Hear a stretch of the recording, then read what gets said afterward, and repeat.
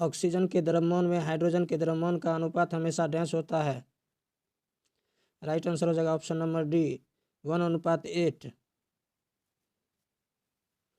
Oxygen के द्रव्यमान में हाइड्रोजन के द्रव्यमान का अनुपात हमेशा 1:8 होता है। हाइड्रोजन और ऑक्सीजन का अनुपात आयतन सदैव 2:1 होता है। हाइड्रोजन का परमाणु संख्या 1 है। हाइड्रोजन को भविष्य का ईंधन कहा जाता है। हाइड्रोजन के नाभिक में सिर्फ एक प्रोटॉन होता है। यह आवर्त सारणी का एकमात्र ऐसा तत्व है जिसके नाभिक में न्यूट्रॉन नहीं पाया जाता है। मानव शरीर में सर्वाधिक मात्रा में पाया जाने वाला तत्व ऑक्सीजन है।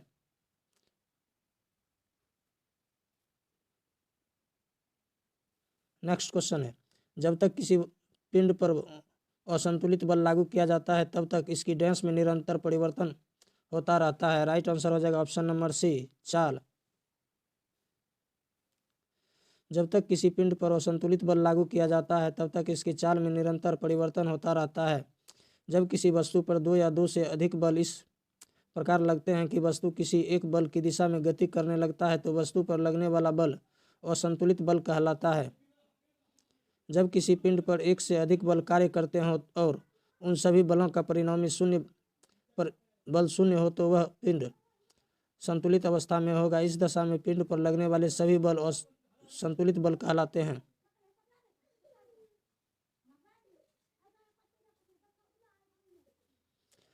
प्रकृति में मूलतः बल 4 प्रकार के होते हैं। विश्व के सभी बल इन्हीं के अंतर्गत आ जाते हैं। ये बल हैं 1 गुरुत्वाकर्षण बल, 2 विद्युत चुंबकीय बल, 3 दुर्बल या क्षीण बल, 4 प्रबल बल। नेक्स्ट क्वेश्चन है, आधुनिक आवर्त सारणी में कौन समूह के तत्वों का बाहरी कोष पूर्ण होता है।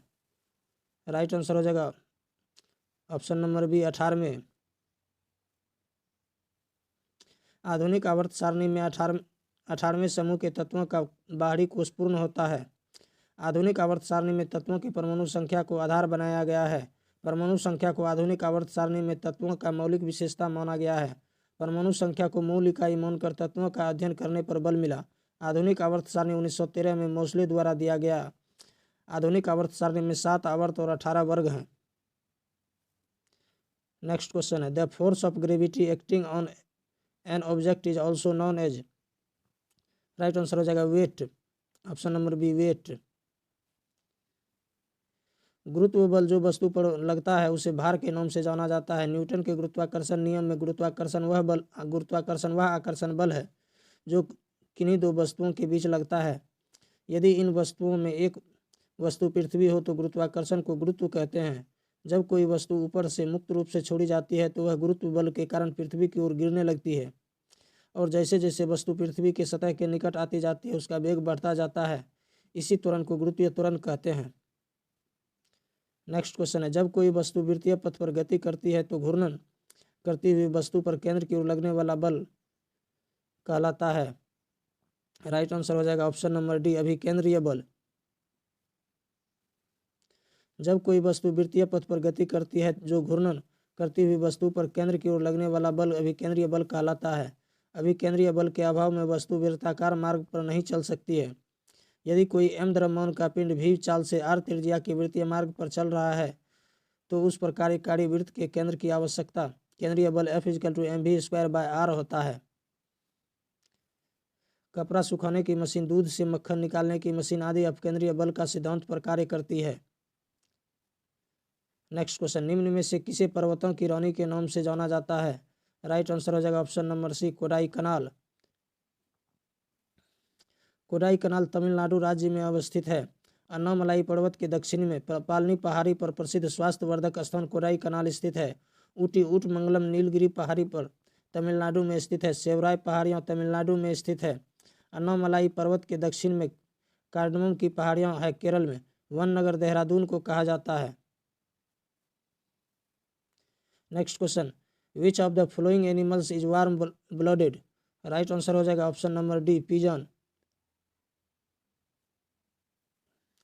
कबूतर पक्षी वर्ग में आता है। पक्षी वर्ग के प्राणी नियत तापी जंतु होते हैं। पक्षी वर्ग के प्राणी के शरीर पंखों से ढका रहता है।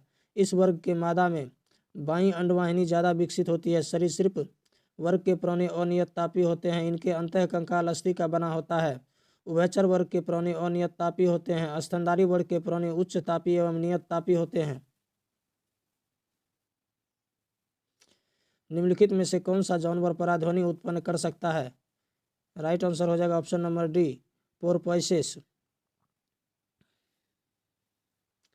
पराध्वनि तरंग 20,000 HZ से ऊपर ध्वनि को कहते हैं। इस ध्वनि को कुत्ता, बिल्ली, चमगादड़ आदि सुन सकता है। पराश्रव्य तरंग को मानव के कान द्वारा नहीं सुना जा सकता है। पराश्रव्य ध्वनि का प्रयोग गठिया रोग के उपचार एवं मस्तिष्क के ट्यूमर का पता लगाने में होता है। और श्रव्य तरंगें 20 HZ से नीचे की आवृत्ति होती है जिसे हमारा कान नहीं सुन सकते हैं। श्रव्य तरंगें 20 HZ से 20,000 HZ के बीच होता है जिसे हमारा कान सुन सकता है। निम्न में से कौन सा विकल्प उस लवण का उदाहरण है जिसके जलीय विलयन का pH 7 से कम होता है? राइट आंसर हो जाएगा ऑप्शन नंबर ए, अमोनियम क्लोराइड। अमोनिया नाइट्रोजन का एक अस्थायी हाइड्राइड है। अमोनियम क्लोराइड अम्लीय होता है। जिस विलयन का pH मान 7 होता है वह विलयन उदासीन होता है। सोडियम एसीटेट तथा एसिटिक एसिड का मिश्रण एक बफर विलयन है। pH का मान 0 से 14 के बीच होता है। लवण एक यौगिक है। How many water molecules are present in 1 molecule of washing soda? Right answer हो जाएगा option number A, 10। Sodium carbonate sodium का यौगिक है। सोडियम कार्बोनेट का वॉशिंग सोडा प्रचलित नाम है। सोडियम कार्बोनेट में अपमार्जक का गुण होता है। क्रिस्टलीय अवस्था में वॉशिंग सोडा में क्रिस्टल जल होता है। सोडियम सल्फेट को ग्लोबल सॉल्ट कहा जाता है। जल एक यौगिक है।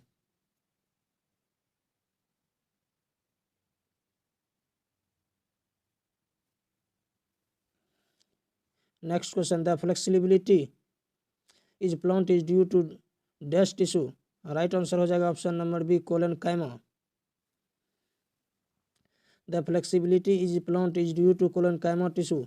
स्थूल कोन उत्तक सरल उत्तक है। इस उत्तक की सेलों केंद्र युक्त, लंबी या अंडाकार या बहुभुजी, जीवित या रसधानी युक्त होती है।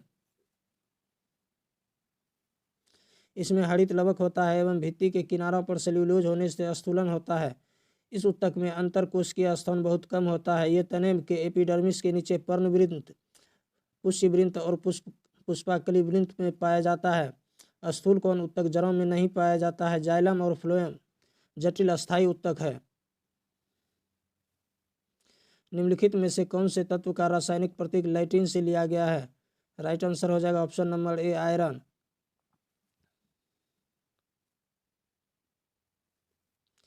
आयरन तत्व का रासायनिक प्रतीक लैटिन से लिया गया है। लोहा का प्रतीक Fe है। लोहा का अयस्क hematite, magnetite, limonite, siderite, iron pyrite, chalcopyrite है। मैग्नेटाइट लोहे का चुंबकीय अयस्क है। लोहा एक संक्रमण धातु है। लोहा मानव रक्त के हीमोग्लोबिन में भी उपस्थित रहता है। कार्बन का प्रतीक चिन्ह C है। कार्बन पृथ्वी पर पाए जाने वाला सबसे अधिक मात्रा में उपलब्ध तत्व है। नेक्स्ट क्वेश्चन हो, the fertilised egg the zygote get implanted in the? Right answer हो जाएगा B, uterus. The fertilised egg the zygote get implanted in the uterus. पक्षी वर्ग अंडज होते हैं। गर्भाशय में युग्मनज से भ्रूण परिवर्धन होता है। निषेचित अंडाणु को युग्मनज कहा जाता है। अंडाणु का अंडाशय में निर्माण अंडजनन कहलाता है। Next question, the resistance of a conductor does not depend on which of the following factor?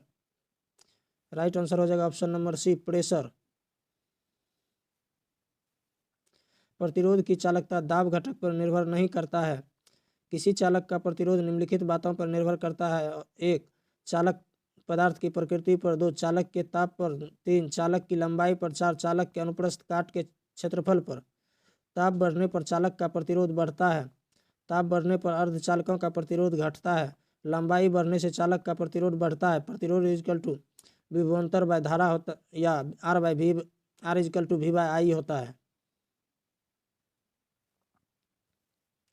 Next question, निम्नलिखित में से किस अभिक्रिया में ऑक्सीजन हवा में मुक्त होती है? राइट आंसर हो जाएगा ऑप्शन नंबर बी, प्रकाश संश्लेषण। प्रकाश संश्लेषण के लिए आवश्यक जल पौधों के जड़ों द्वारा अवशोषित किया जाता है। प्रकाश संश्लेषण के दौरान निकलने वाला ऑक्सीजन इसी जल के अपघटन से प्राप्त होता है। स्थलीय पौधे वायुमंडल में CO2 लेते हैं, जलीय पौधे जल में घुली हुई CO2 लेते हैं। प्रकाश संश्लेषण की क्रिया द्वारा CO2 का अवशोषण तथा ऑक्सीजन मुक्त होता है।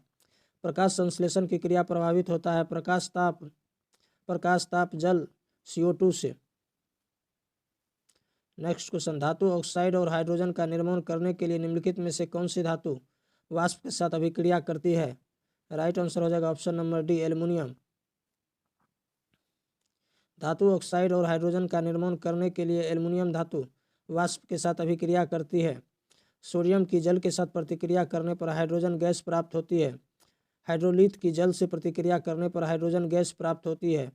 लाल तप्त लोहे पर भाप प्रवाहित करने पर हाइड्रोजन गैस प्राप्त होती है। हाइड्रोजन सभी अम्लों का अनिवार्य अंग है। Generally the valency of electropositive element is, right answer हो जाएगा ऑप्शन नंबर सी, 1 2 3।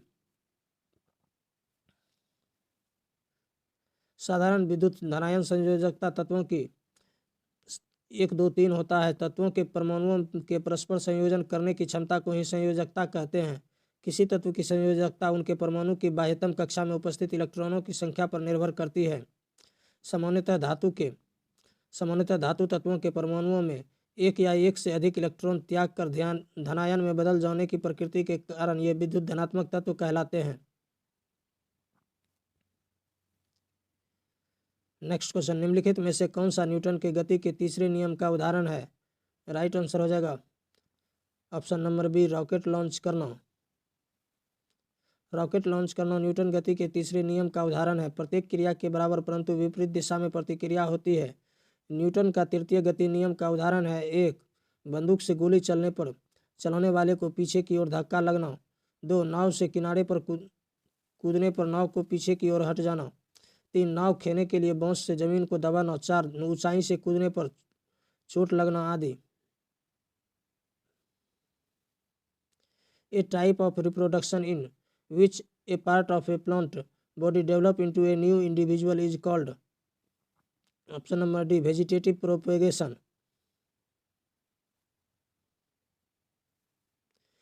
एक प्रकार का पुनरुत्पादन जिससे एक अलग भाग पादप का विकसित होता है उसे वर्धी प्रवर्धन कहते हैं। क्लोन से प्राचीन काल से पादप का निर्माण किया जाता रहा है। अलग पादप बनाता है, इसे कलम लगाना कहा जाता है। जीव का सर्वप्रथम क्लोन डोली नामक भेड़ को बनाया गया। अब वैज्ञानिक मानव का प्रतिरूप बनाने का दावा कर रहा है जिसका भारी विरोध भी किया जाता है। मानव और अन्य जीवों के प्रतिरूप से चिकित्सा क्षेत्र में क्रांतिकारी परिवर्तन हुआ है। सिनेमा के क्षेत्र में सर्वश्रेष्ठ प्रदर्शन के लिए प्रतिवर्ष अकादमी अवार्ड या ऑस्कर का आयोजन किस देश में होता है? राइट आंसर हो जाएगा option number B, USA। Cinema के क्षेत्र में सर्वश्रेष्ठ प्रदर्शन के लिए प्रतिवर्ष अकादमी अवार्ड ऑस्कर USA में आयोजित होता है। ऑस्कर अवार्ड 1929 ईस्वी से दिया जाता है। कौन फिल्म समारोह फ्रांस में आयोजित होता है? बाफ्टा फिल्म अवार्ड ब्रिटेन द्वारा दिया जाता है। विशेष ऑस्कर अवार्ड सत्यजीत राय को 1992 ईस्वी में लाइफ टाइम अचीवमेंट के लिए दिया गया है। सप्तवर्षीय युद्ध किन देशों के बीच लड़ा गया था? राइट आंसर हो जाएगा ऑप्शन नंबर डी, इंग्लैंड और फ्रांस। सप्तवर्षीय युद्ध इंग्लैंड और फ्रांस के बीच लड़ा गया था। सप्तवर्षीय युद्ध 1756 ईस्वी से 1763 ईस्वी के बीच हुआ था। सप्तवर्षीय युद्ध का प्रभाव भारत पर भी पड़ा। तृतीय कर्नाटक युद्ध का तत्कालीन कारक सप्तवर्षीय युद्ध था। भारत में फ्रांस और अंग्रेज कंपनी एक दूसरे से लड़ने लगे। 22 जनवरी 1760 ईस्वी को सर आयर कूट और काउंट डी लाली के बीच बॉन्डिवास का युद्ध हुआ जिसमें लाली का भारी पराजय हुआ। इससे भारत में फ्रांसीसी कंपनी का भारत में राज्य स्थापित करने का स्वप्न समाप्त हो गया। सप्तवर्षीय युद्ध 1756 से 63 ईस्वी का समापन पेरिस की संधि द्वारा 1763 ईस्वी में हुआ।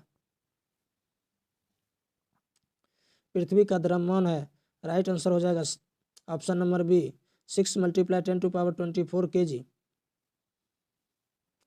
पृथ्वी का घनत्व 5.52 ग्राम प्रति घन सेंटीमीटर है।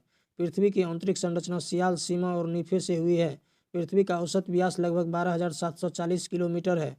इसका विषुवतीय रेखीय व्यास 12,756 किलोमीटर तथा ध्रुवीय व्यास 12,714 किलोमीटर है। पृथ्वी अपने अक्ष पर 23 डिग्री 26 मिनट 59 सेकंड लगभग 23.5 घंटे अक्षांश पर झुकी हुई है। Which of the following countries has the longest coast line in the world? Right answer हो जाएगा ऑप्शन नंबर डी, कनाडा। विश्व में सबसे लंबी समुद्री तटीय सीमा कनाडा देश की है। भारत में गुजरात राज्य की सबसे लंबी समुद्री तटीय सीमा है। विश्व का सबसे बड़ा बंदरगाह न्यूयॉर्क है। विश्व का सबसे बड़ा शेयर बाजार न्यूयॉर्क है। विश्व का सबसे बड़ा क्षेत्रफल वाला देश रूस है। विश्व का सबसे अधिक मुस्लिम इंडोनेशिया देश में रहते हैं। Next question, in which of the following medias does sound travel the fastest? Right answer हो जाएगा ऑप्शन नंबर सी, सॉलिड्स। ध्वनि सबसे तेज गति से गमन ठोस पदार्थों में करता है। ध्वनि सबसे कम गति से गैसों में गमन करता है। ध्वनि का गमन द्रव में ठोस से कम और गैस से अधिक गति से होता है। ध्वनि तरंग के लिए माध्यम का होना अनिवार्य है। ध्वनि निर्वात में गमन नहीं कर सकता है। प्रकाश निर्वात में भी गमन कर सकता है। नेक्स्ट क्वेश्चन, भारतीय संसद का उच्च सदन किसे कहा जाता है? राइट आंसर हो जाएगा ऑप्शन नंबर ए, राज्यसभा। भारतीय संसद का उच्च सदन राज्यसभा है। राज्यसभा की गठन अनुच्छेद 80 के उपबंध के अंतर्गत किया गया है। राज्यसभा अस्थायी सदन है। राज्यसभा राज्य की प्रतिनिधि सभा है। लोकसभा को निम्न सदन कहा जाता है। लोकसभा को राष्ट्रपति अनुच्छेद 85 के अंतर्गत प्रधानमंत्री की सिफारिश पर भंग कर सकते हैं।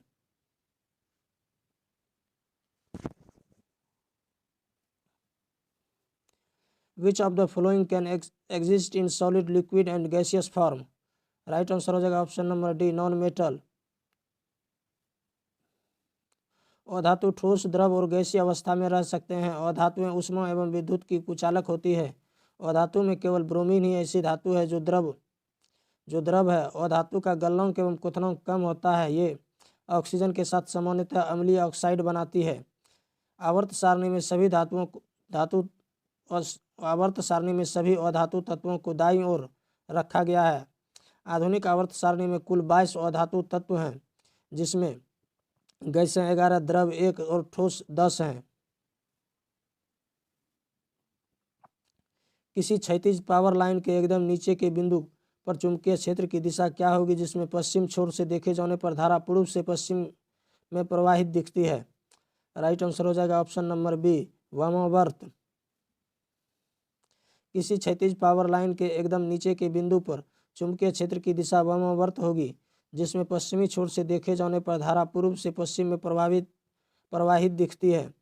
चुंबक के चारों ओर वह क्षेत्र जिसमें चुंबक के प्रभाव का अनुभव किया जा सकता है चुंबकीय क्षेत्र कहलाता है। चुंबकीय क्षेत्र की तीव्रता एक सदिश राशि है। इसका मात्रक न्यूटन या प्रति एम्पियर मीटर अथवा वेबर या प्रति मीटर स्क्वायर या टेस्ला होता है। चुंबकीय बल रेखाएं सदैव चुंबक के उत्तरी ध्रुव से निकलती है तथा वक्र बनाती हुई दक्षिणी ध्रुव में प्रवेश कर जाती है और चुंबक के अंदर से होती हुई पुनः उत्तरी ध्रुव पर वापस आती है। एक समान चुंबकीय क्षेत्र की बल रेखाएं परस्पर समांतर एवं बराबर दूरियों पर होती है। चुंबकीय क्षेत्र जहां प्रबल होता है वहां बल रेखाएं पास पास होती है। अस्थायी चुंबक बनाने के लिए नरम लोहे का प्रयोग किया जाता है। अस्थायी चुंबक बनाने के लिए इस्पात का प्रयोग किया जाता है। किसी स्थान पर भौगोलिक यमोत्तर तथा चुंबकीय यमोत्तर के बीच के कोण को दिक्पात कोण कहते हैं।